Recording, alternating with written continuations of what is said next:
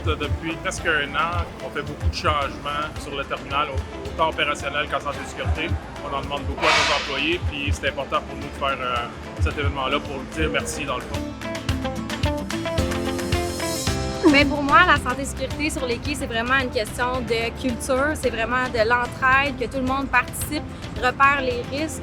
C'est dans les devoirs de chaque employé, puis aussi de s'entraider entre collègues, puis vraiment déclarer les risques qu'on peut observer sur les quais. Je pense que ça va faire une grosse différence dans le quotidien de tout le monde. C'est sûr qu'il y a ici les équipements, c'est des équipements lourds, des grosses grues. Donc c'est sûr que les risques sont beaucoup plus élevés et peuvent venir accidenter à plus grand niveau là, les travailleurs. Fait que la cohabitation, équipement mobile, piétons, c'est un des gros risques. Le fait de mettre les EPI aussi pour rester visible, c'est un défi au quotidien pour les gens qui sont sur le terrain versus ceux dans les équipements. Donc, conduire sécuritairement, respect de la signalisation.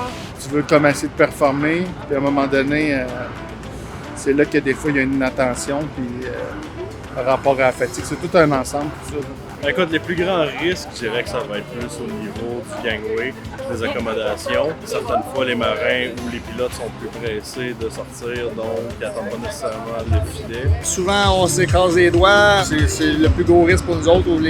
Beaucoup de machinerie, c'est des accidents, des contacts avec d'autres camions, des affaires comme ça. Pour réduire les risques d'accident, c'est sûr que d'être conscient de son environnement, de s'assurer de notre propre sécurité, on ne peut pas se tromper.